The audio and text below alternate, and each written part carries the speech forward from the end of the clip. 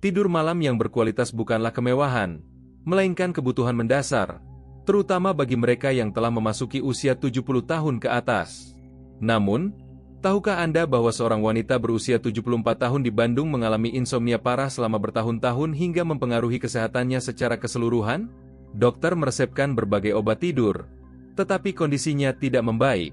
Sampai akhirnya, cucu perempuannya yang belajar kedokteran menemukan bahwa bukan obat yang dibutuhkan neneknya, melainkan perubahan pada kebiasaan sebelum tidur yang selama ini tidak disadari telah mengganggu kualitas tidurnya.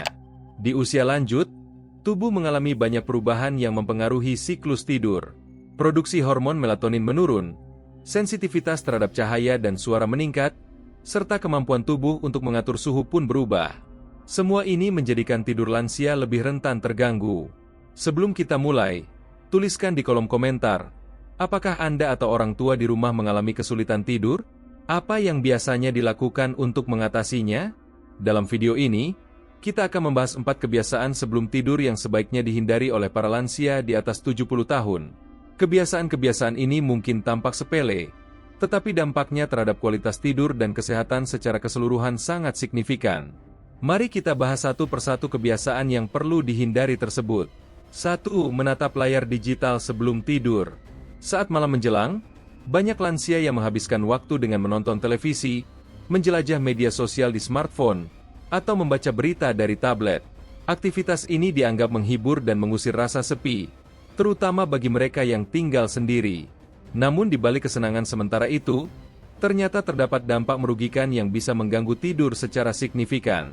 Layar digital seperti televisi, ponsel, dan tablet memancarkan cahaya biru yang sangat mengganggu produksi melatonin dalam tubuh. Melatonin adalah hormon yang memberi sinyal pada tubuh bahwa saatnya beristirahat. Produksi hormon ini secara alami meningkat saat malam hari, mempersiapkan tubuh untuk tidur. Namun, cahaya biru dari layar digital menipu otak untuk berpikir bahwa masih siang hari. Akibatnya, tubuh menunda produksi melatonin, membuat kita tetap terjaga meski jam sudah menunjukkan waktu tidur. Pada lansia, efek ini lebih terasa karena produksi melatonin alami mereka sudah menurun karena faktor usia. Sebuah penelitian dari Universitas Harvard menemukan bahwa paparan cahaya biru selama 2 jam dapat menunda produksi melatonin hingga 3 jam. Artinya, jika Anda seharusnya mulai mengantuk pukul 9 malam, tubuh baru akan merasa mengantuk sekitar pukul 12 malam. Selain itu, konten yang ditonton atau dibaca juga berpengaruh. Berita negatif, drama yang menegangkan, atau percakapan yang menguras emosi di media sosial dapat meningkatkan hormon stres seperti kortisol dan adrenalin, hormon yang justru membuat tubuh tetap waspada dan sulit tidur. Kondisi ini lebih berbahaya bagi lansia karena tidur yang terganggu tidak hanya menyebabkan kelelahan, tetapi juga meningkatkan risiko jatuh, gangguan memori, tekanan darah tinggi, dan bahkan depresi. Pada usia lanjut, tubuh membutuhkan tidur berkualitas untuk proses pemulihan sel dan jaringan. Lalu, apa yang sebaiknya dilakukan sebagai pengganti kebiasaan menatap layar digital sebelum tidur? Matikan semua perangkat elektronik minimal 1-2 jam sebelum waktu tidur. Gantikan dengan aktivitas yang lebih menenangkan seperti membaca buku cetak, mendengarkan musik lembut, atau mengobrol ringan dengan anggota keluarga. Jika Anda terbiasa menggunakan alarm di ponsel, pertimbangkan untuk beralih ke jam alarm konvensional. Dengan begitu, Anda tidak perlu menyentuh ponsel sebelum tidur dan saat bangun pagi. Letakkan ponsel di ruangan lain jika memungkinkan, atau minimal jauhkan dari tempat tidur. Buat ruang tidur menjadi zona bebas teknologi. Tanyakan pada diri sendiri, apakah manfaat membawa ponsel ke tempat tidur sepadan dengan gangguan tidur yang mungkin terjadi? Biasanya tidaklah sebanding. Untuk lansia yang merasa kesepian dan menggunakan TV sebagai teman, cobalah alternatif seperti mendengarkan radio dengan timer yang akan mati otomatis. Suara tanpa cahaya biru jauh lebih aman bagi kualitas tidur.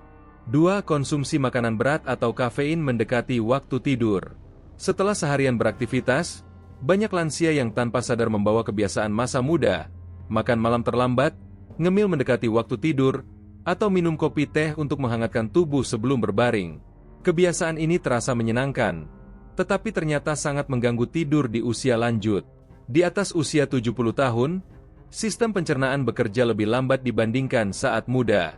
Makanan yang masuk ke lambung membutuhkan waktu lebih lama untuk dicerna sepenuhnya. Saat tubuh berbaring dalam kondisi masih mencerna makanan, proses pencernaan menjadi tidak efisien. Makanan berat seperti daging merah, gorengan, atau hidangan berlemak tinggi akan membuat lambung bekerja ekstra keras. Sistem pencernaan yang aktif memaksa tubuh tetap terjaga, sementara seharusnya tubuh sudah mulai beristirahat. Kondisi ini menciptakan ketidaknyamanan seperti mulas, asam lambung naik, atau kembung, yang semuanya bisa mengganggu tidur. Bagi lansia dengan kondisi asam lambung, GERD, makan berat sebelum tidur bahkan bisa memperparah gejala hingga menyebabkan sesak atau batuk di malam hari. Selain makanan berat, minuman berkafein seperti kopi, teh hitam, atau minuman bersoda juga menjadi musuh tidur nyenyak. Kafein adalah stimulan yang memblokir reseptor adenosin di otak, zat yang membantu tubuh merasa mengantuk dan lelah. Pada orang dewasa muda, kafein biasanya membutuhkan waktu 5-7 jam untuk separuhnya terurai dalam tubuh. Namun pada lansia, proses ini bisa memakan waktu lebih lama hingga Oktober 12 jam karena fungsi hati dan ginjal yang menurun. Artinya, secangkir kopi yang diminum pukul 4 sore masih bisa mempengaruhi tidur meski Anda baru beranjak tidur pukul 10 malam.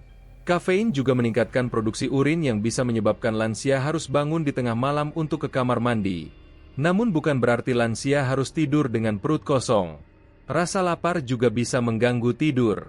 Yang terbaik adalah mengonsumsi makanan ringan yang mudah dicerna, seperti pisang, segelas susu hangat tanpa gula, atau bubur kecil yang dimakan 2-3 jam sebelum waktu tidur.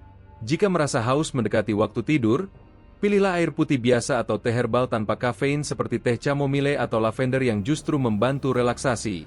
Hindari minum terlalu banyak untuk mencegah bangun di tengah malam karena ingin buang air kecil. Bagi lansia yang terbiasa minum obat malam hari, perhatikan apakah obat tersebut perlu diminum bersama makanan atau justru saat perut kosong. Konsultasikan dengan dokter mengenai waktu terbaik untuk konsumsi obat tertentu, terutama obat hipertensi, diabetes, atau jantung. Ingatlah bahwa tujuan utama adalah memberi tubuh kesempatan untuk beristirahat total, bukan terbebani dengan proses pencernaan yang rumit. Dengan menjaga perut dalam kondisi nyaman, tidak terlalu kenyang atau terlalu lapar, tubuh bisa masuk ke fase tidur lebih mudah. 3. Aktivitas fisik intens atau stres emosional sebelum tidur. Banyak lansia berpikir bahwa kelelahan fisik akan membuat mereka lebih mudah tertidur. Karena itu, tidak jarang mereka melakukan aktivitas fisik yang cukup berat di malam hari, seperti membereskan rumah, berkebun, atau bahkan senam ringan mendekati waktu tidur. Pemikiran ini tidak sepenuhnya salah. Memang aktivitas fisik bisa meningkatkan kualitas tidur. Namun, waktu pelaksanaannya sangat menentukan apakah aktivitas tersebut akan membantu atau justru mengganggu tidur. Ketika kita berolahraga atau melakukan aktivitas fisik yang menggerakkan tubuh secara signifikan, suhu tubuh meningkat dan berbagai hormon dilepaskan, termasuk adrenalin dan kortisol. Hormon-hormon ini membuat tubuh tetap dalam kondisi siaga, jantung berdetak lebih cepat, napas lebih cepat, dan otak lebih aktif. Tubuh membutuhkan waktu setidaknya 1-2 jam untuk kembali ke kondisi normal setelah aktivitas fisik yang cukup intens. Pada lansia, proses ini bahkan bisa lebih lama karena metabolisme yang melambat. Jika Anda langsung berbaring setelah beraktivitas, tubuh masih dalam kondisi siaga dan sulit untuk masuk ke fase tidur. Selain aktivitas fisik, stres emosional juga menjadi penghalang besar untuk tidur berkualitas. Banyak lansia tanpa sadar membawa kekhawatiran, ketakutan, atau kecemasan ke tempat tidur, baik itu tentang kondisi kesehatan, masalah keluarga, atau ketakutan akan masa depan. Emosi negatif meningkatkan kadar kortisol dalam tubuh, yang secara alami menghambat produksi melatonin. Stres kronik bahkan dapat mengubah struktur tidur, mengurangi fase tidur dalam, deep sleep, yang sangat penting untuk pemulihan tubuh. Saat otak terus aktif memikirkan masalah, sistem saraf simpatis tetap dominan, membuat tubuh sulit beralih ke mode istirahat. Pada lansia, kondisi ini lebih berbahaya karena pemulihan dari stres membutuhkan waktu lebih lama dibandingkan saat usia muda. Alih-alih melakukan aktivitas fisik intens, lansia sebaiknya melakukan gerakan yang menenangkan seperti peregangan lembut, yoga ringan, atau jalan santai di sore hari, minimal 3-4 jam sebelum waktu tidur. Aktivitas ini cukup untuk memberikan manfaat kesehatan tanpa mengganggu tidur.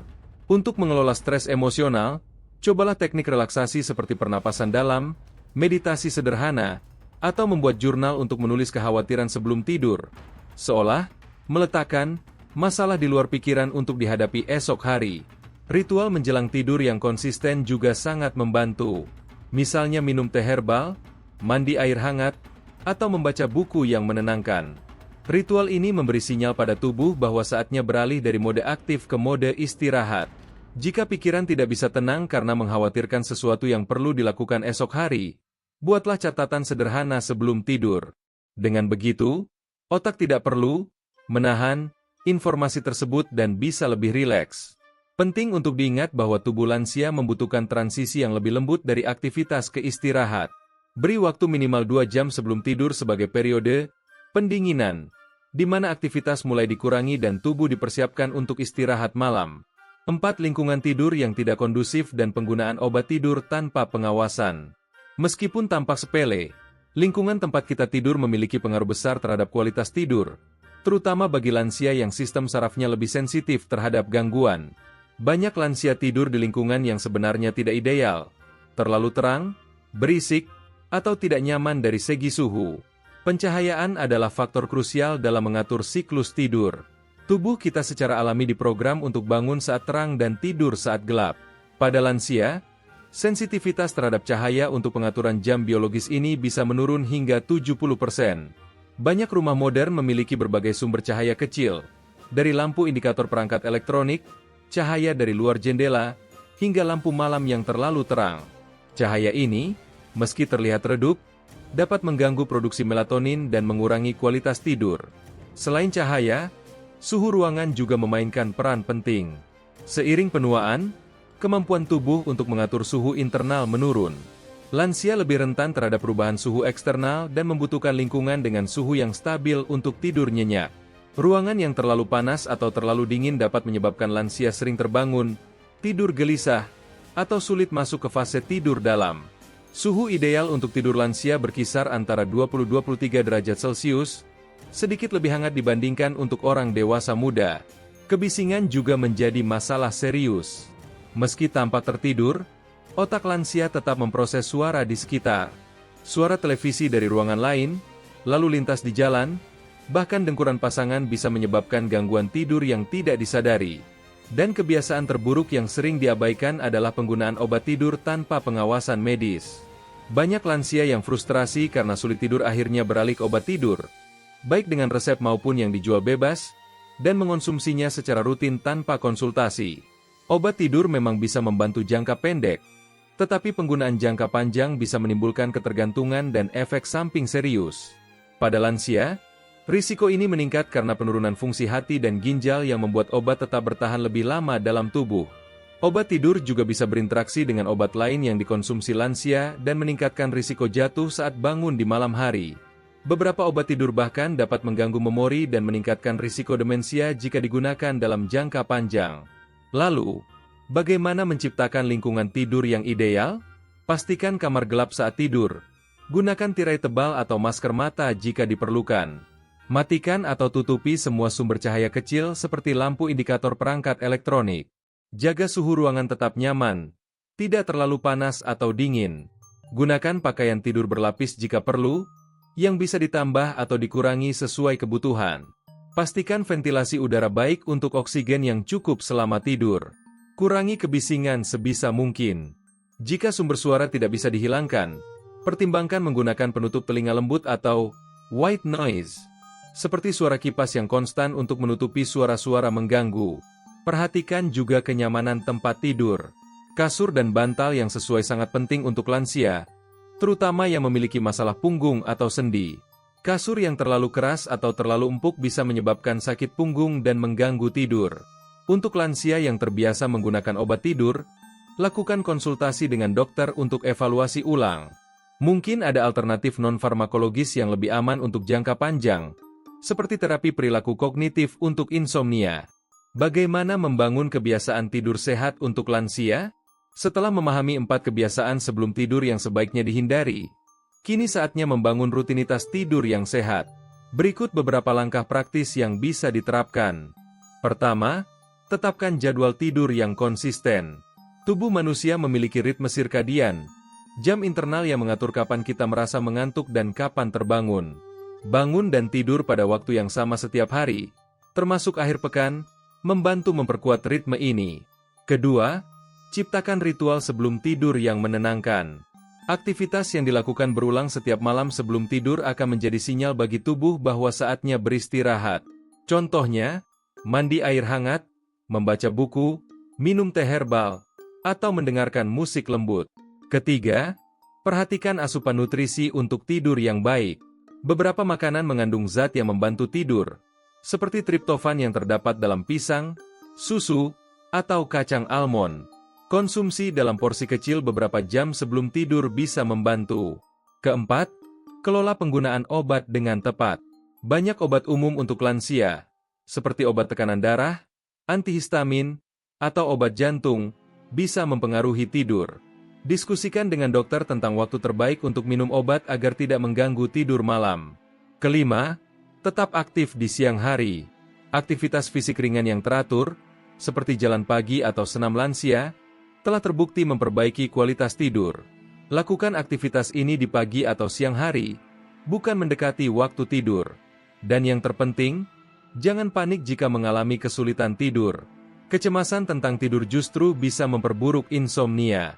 Jika sulit tertidur setelah 20 menit berbaring, lebih baik bangun.